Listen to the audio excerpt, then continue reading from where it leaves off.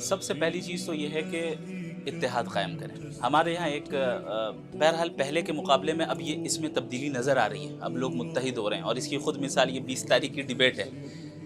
اللہ کا فضل ہے اور مجھے بڑی خوشی ہوئی جان کر کہ ہر مکتبہ فکر کی طرف سے تائید ہوئی، چاہے دیوبندی ہوں، بریلوی ہوں، اہل حدیث ہوں، شیعہ ہوں.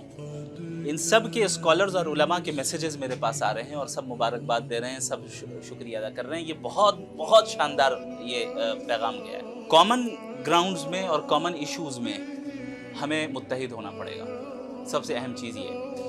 دوسری چیز یہ ہے کہ تمام اسباب اور تمام چیزیں اپنی جگہ پر، لیکن اللہ اور اس کے رسول کی اطاعت سب سے پہلے، یہ پرائمری درجے کی چیز ہے.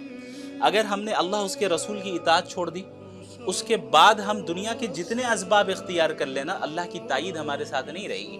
اور اسی چیز کو قرآن کریم میں اللہ نے بیان فرمایا کہ وَأَطِيعُوا اللَّهَ وَرَسُولَهُ وَلَا تَنَازَعُوا فَتَفْشَلُوا وَتَذْهَبَ رِيحُكُمْ وَاصْبِرُوا إِنَّ اللَّهَ مَعَ الصَّابِرِينَ. دو کرائٹیریا اللہ کی مدد کی. سب سے پہلی چیز، پہلی شرط، اطیعوا اللہ و رسولہ واطیعوا الرسول، اللہ اور اس کے رسول کی اطاعت. دوسری چیز ولا تنازعوا، آپس میں لڑائی جھگڑے نہ کرو، متحد ہو جاؤ. جب یہ دونوں چیزیں ایک ساتھ تمہارے اندر جمع ہو جائے گی تو پھر کیا ہوگا؟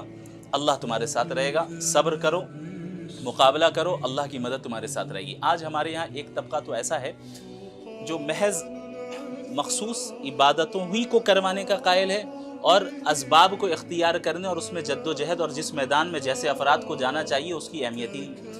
دوسرا طبقہ ایسا ہے کہ دین پہ عمل کرنے کی کوئی اہمیت نہیں، لیکن دنیاوی اسباب کو اختیار کرنے کی سب سے زیادہ اہمیت ہے. بیلنس بنانا بہت ضروری ہے. بیلنس بنانا ضروری ہے کہ آپ دین کی بھی اطاعت کریں اور اسباب بھی اختیار کریں، اور جو اسباب اختیار کریں دین کے گائیڈ لائنز کے مطابق کریں. اب اللہ کی نصرت اور تائید آئے گی. میں ڈسکریج نہیں کر رہا ہوں یہ کہہ کر، لیکن میں ایک مثال دے رہا ہوں کہ ہم نماز نہیں پڑھتے ہیں لیکن سوشل ایشوز میں پروٹیسٹ کرنا ٹھیک چلے جاتے ہیں. میں یہ نہیں کہہ رہا کہ پروٹیسٹ کرنا چاہیے نہیں کرنا چاہیے، ایک الگ معاملہ ہے، کب کرنا چاہیے کب نہیں کرنا چاہیے. ہم نے یہ سمجھ لیا کہ ہمارے مسائل حل ہوں گے پروٹیسٹ سے، جو کہ ہو سکتا ہے ایک سبب ہو، لیکن ہم اللہ کی اطاعت ہی نہیں کر رہے ہیں اور اسباب اختیار کر رہے ہیں تو اللہ کی تائید کہاں سے آئے گی؟ یہ صحابہ کے منہج سے ہٹنا ہوا.